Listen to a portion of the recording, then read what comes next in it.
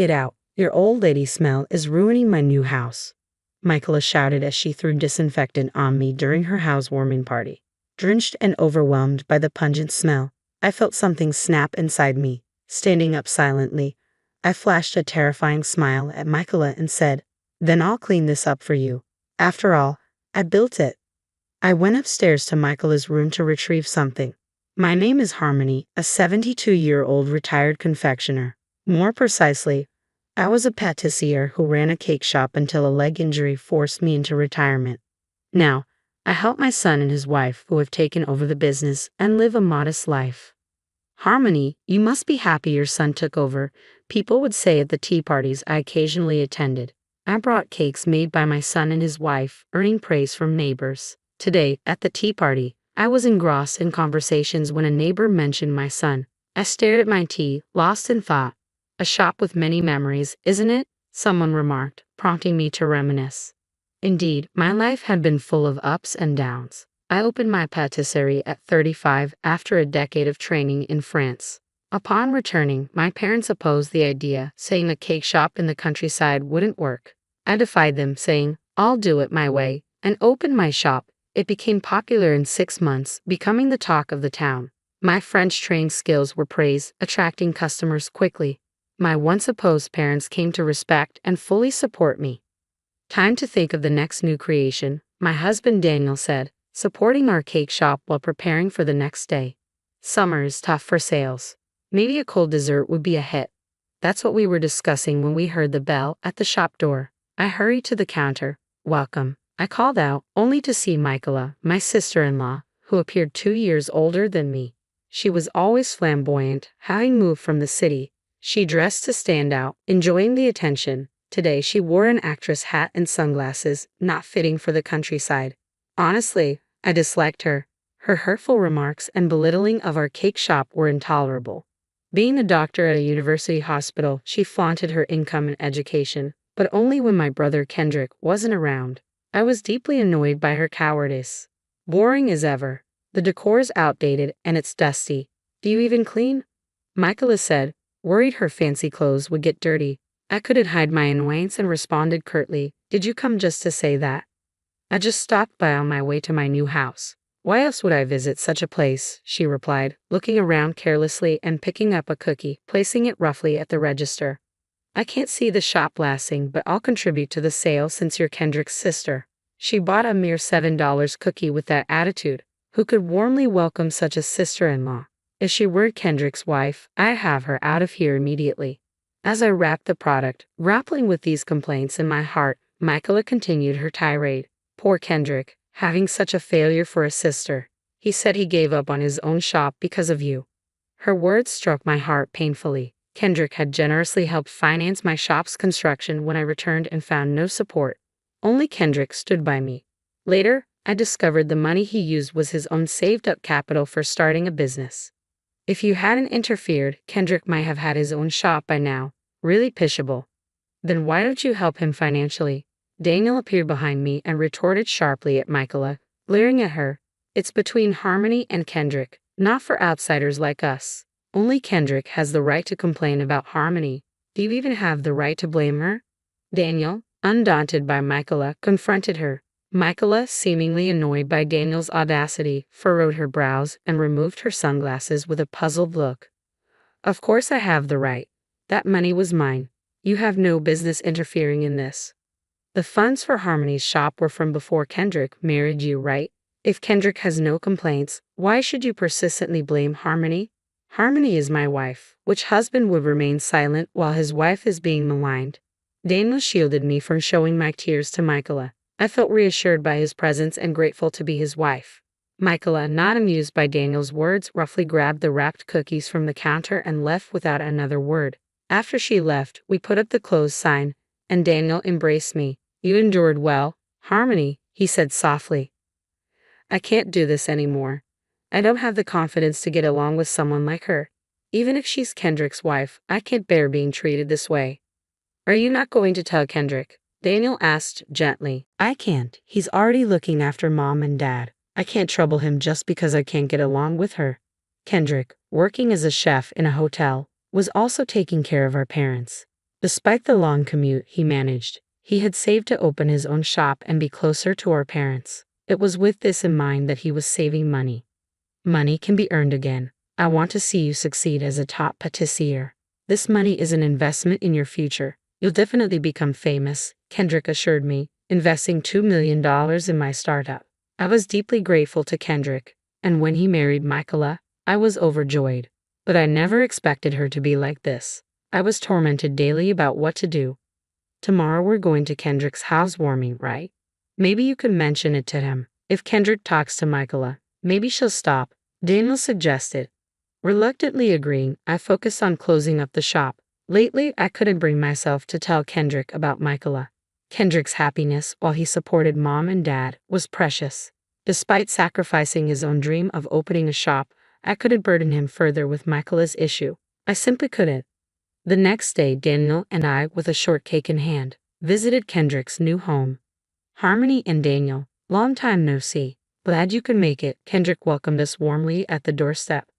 Michaela was out shopping and wasn't there. I felt relieved not seeing her. Noticing this, Kendrick looked at me worriedly.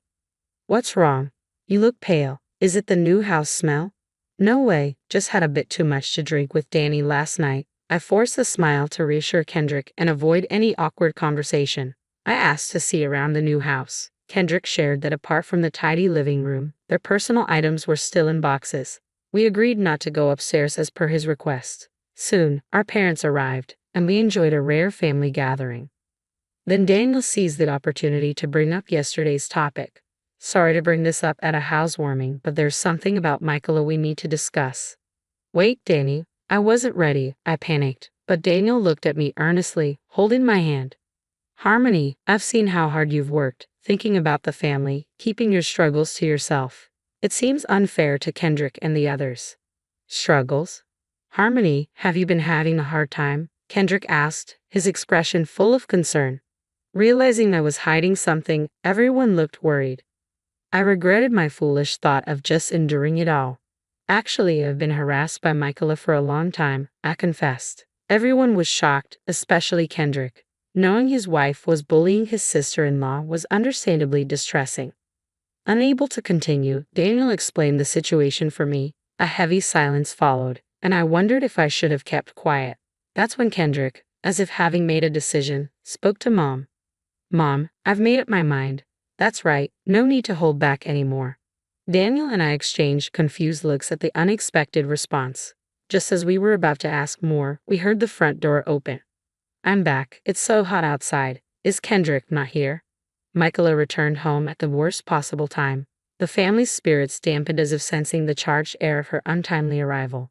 Kendrick excused himself and headed towards the entrance. Let's store the cake in the fridge for now, Daniel suggested.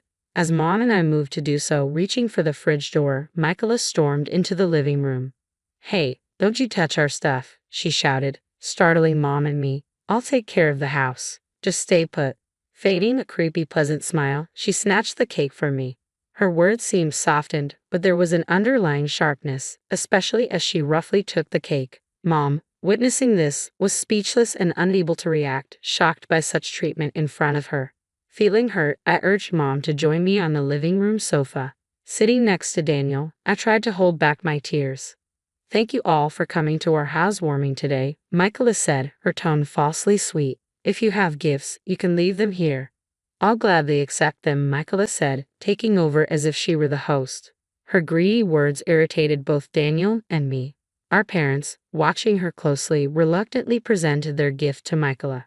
Following suit, though not keen, I handed over my gift, which Michaela snatched. What a boring gift. Typical, Michaela muttered, just loud enough for me to hear. Shocked by her audacity to complain despite receiving a gift, I felt my patience turning into anger. Then Michaela took out a bottle of disinfectant from a supermarket bag. Well then, let's wrap this up, she said, splashing the disinfectant on me. Drenched and stunned, I was speechless as my family cried out in alarm. So, I guess it's the height of the party, Michaela said, turning toward me and splashing the disinfectant again. Completely soaked, I couldn't believe the sudden turn of events. My family gasped. Hey, Michaela, what are you doing? Mom shouted, raising her voice and standing in front of me to protect me. Everyone glared at Michaela. Michaela sneered and threw her final words at me. The smell of an old lady will dirty my new house. Get out. At that moment, something inside me snapped. Silently, I stood up with a frighteningly pleasant smile and said, "So you hate filth that much? Well, let me clean it up for you. After all, I built this place." Seeing me smile, Michaela seemed terrified and stepped back. I snatched all the presents from her, ignoring her complaints, and headed to the second floor. Conveniently, there was a nameplate with Michaela's name on it in front of the door, and I boldly walked inside. I picked up a cardboard box still packed and dropped it from the second floor to the first with a bang. "Hey, what are you doing?" Michaela tried to stop me as the boxes tumbled down one after another. With so many boxes rolling down, she couldn't come up and could only desperately scream in vain. As I dropped the last box, she yelled, "Do you realize what you're doing?" Michaela, showing her true colors in front of Kendrick, glared at me with a devilish face. Unconcerned, I went downstairs and asked Daniel with a smile, "Can you hold back that noisy trash for me? We can't let the dirty germs out. The new house will get dirty with the smell of mold, right?" Daniel must have been scared too. The words from my ever-smiling face were no longer treating Michaela as a human. I threw all her belongings outside with apparent delight. People might think I've lost my mind, and it can't be helped that they think so. "Stop it, Kendrick. What are you just staring at? Stop her. Isn't your sister out of her mind?" Michaela screamed desperately. However, Kendrick did not respond. Instead, he silently watched my next move. The entrance was overflowing with Michaela's cardboard boxes, a mess, but it couldn't be helped after throwing everything outside. I clapped my hands and walked towards Michaela for the final touch. "Well, now it's just Michaela left." "What do you mean? You think you can get away with this?" She spat, her voice laced with venom.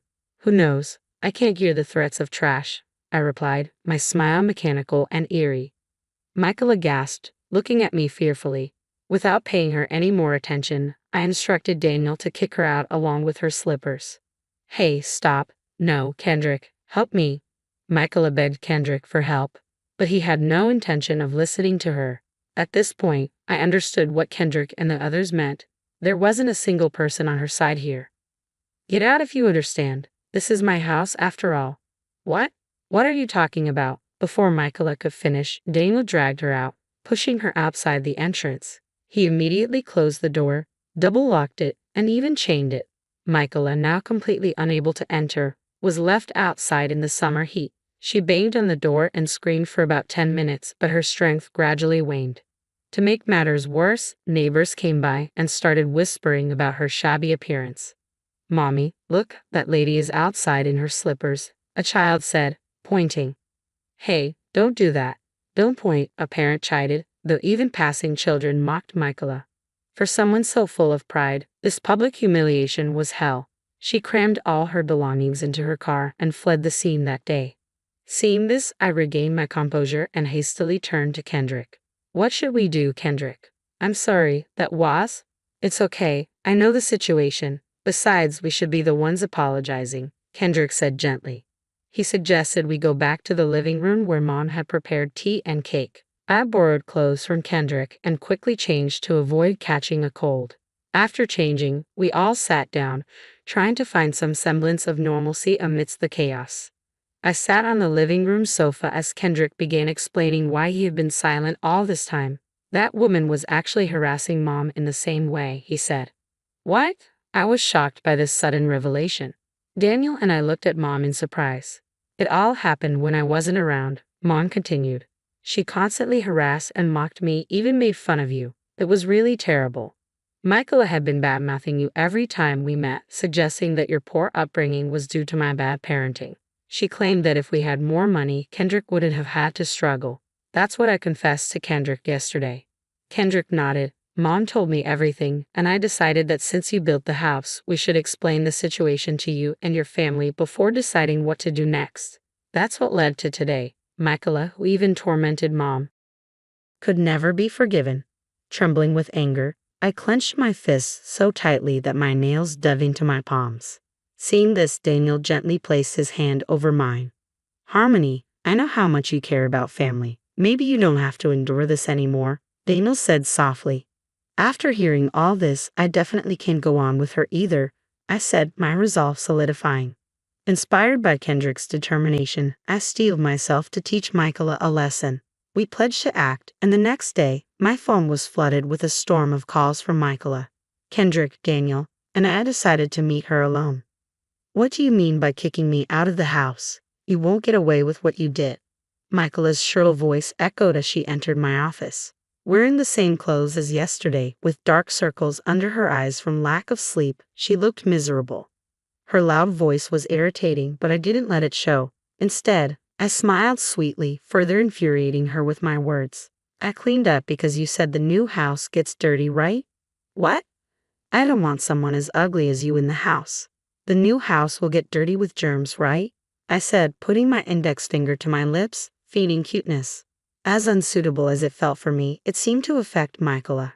Her face turned red as a boiled lobster, showing her anger. Who's ugly? I'm far more beautiful than a third-rate woman like you, she spat. To say that with the same clothes as yesterday and such a dirty face. Impressive, I replied, my voice dripping with sarcasm. Whose fault do you think it is that I ended up like this? Michaela retorted, doubling down on her previous provocations. A woman like you, acting all high and mighty, I said, meeting her gaze steadily. The tension in the room was palpable, and I knew there was no turning back now. I taunted Michaela, which angered her enough to lunge at me. Daniel quickly stood protectively in front of me, and Kendrick, usually mild-mannered, showed his anger for the first time. Enough. You're in no position to talk down to Harmony and her family, he said firmly. Why should I be the one getting scolded? The bad one is clearly that woman. Michaela remained defiant, even against Kendrick's words. She must have looked down on Kendrick as well. Deep down, she was after money, blaming me for losing it and despising me despite having her own earnings. Her greed was despicable. As I glared at her with utter contempt, Kendrick slammed a piece of paper in front of her. I have no intention of going on with someone who can't even value my family. We're getting a divorce. The paper Kendrick presented was a divorce petition already signed by him and our father as a guarantor. Seeing this, Michaela suddenly regained her composure and clung to Kendrick in a panic. Wait, a divorce? Just wait. I don't want to hear what you have to say. My mind is made up, and if you refuse the divorce, I'll go to court if I have to. Where do you think the money for that will come from? You don't have the financial power, so don't talk big. I'll support you financially, so don't worry. Michaela tried to act humble, but Kendrick's words revealed her true nature again. Now that we have proof of her looking down on Kendrick financially, we could crush her without remorse. Smiling, I intervened between them. Didn't you know? Besides this store, I have several others. Michaela looked at me, confusion and desperation in her eyes. She was trying to comprehend what she had just heard, but I didn't give her a chance to respond. You thought you could manipulate Kendrick for his money? You thought wrong. Her face turned pale as the realization of her situation set in. The tables had turned, and she knew it. Kendrick, Daniel, and I stood united, and there was no way she could worm her way out of this. Kendrick gently but firmly pushed Michaela away from him. It's over, Michaela. Leave and don't come back. Defeated, Michaela had no choice but to leave. As she walked out, her once arrogant demeanor was replaced with a sense of utter defeat. We watched her go, feeling the sense of relief and closure. Turning back to Kendrick and Daniel, I felt a weight lift off my shoulders. Thank you, I said, my voice filled with gratitude. Kendrick smiled warmly. We're family, we protect each other. I have enough financial power to fight you, I said, causing Michaela to gasp in surprise. A TV show had previously featured one of my regular customers praising my shop. The reporter raved about its beauty and deliciousness, leading to its popularity. Requests for more stores came flooding in, and now I have a nationwide chain. Kendrick was the only one who supported the opening of my shop. As a thank you, I gifted him that house. I had also heard about your plans to open a clinic nearby and thought you'd need money. Michaela's face turned pale upon hearing the whole situation. She must have realized she'd picked a fight with the wrong person. She was speechless. Since I still hold the property rights, I am the owner of that house. I can sue you for trespassing. What will you do? Will you fight? With a smile, I cornered Michaela, who seemingly gave in and began to profusely apologize. Even though Michaela continued to apologize, our family had no intention of forgiving her, and we kicked her out of the store. Kendrick and Michaela eventually went to court for a divorce. Given everything that had happened, Our lawyer assured us that the divorce would be granted. Our family savored this victory. During the time she was kicked out, Michaela's face became well known in the neighborhood, and no one was sympathetic towards her. Her clinic had no patients and closed within 3 months. She shamefully fled the town. Thus, our family found peace. I continued managing my shops, and Kendrick finally opened his own. Kendrick, Dad, and Mom started living in the new house, which we remodeled for accessibility. Harmony, what happened? You suddenly went quiet, a neighbor asked, snapping me back to reality during a tea party. Sorry, it's nothing. I'm just really grateful to those kids, I responded. Thanks to them, I'm now enjoying a peaceful retirement with my husband. As we enjoyed the cake, I reflected on how these nearly 40 years were the stepping stones to my current happiness.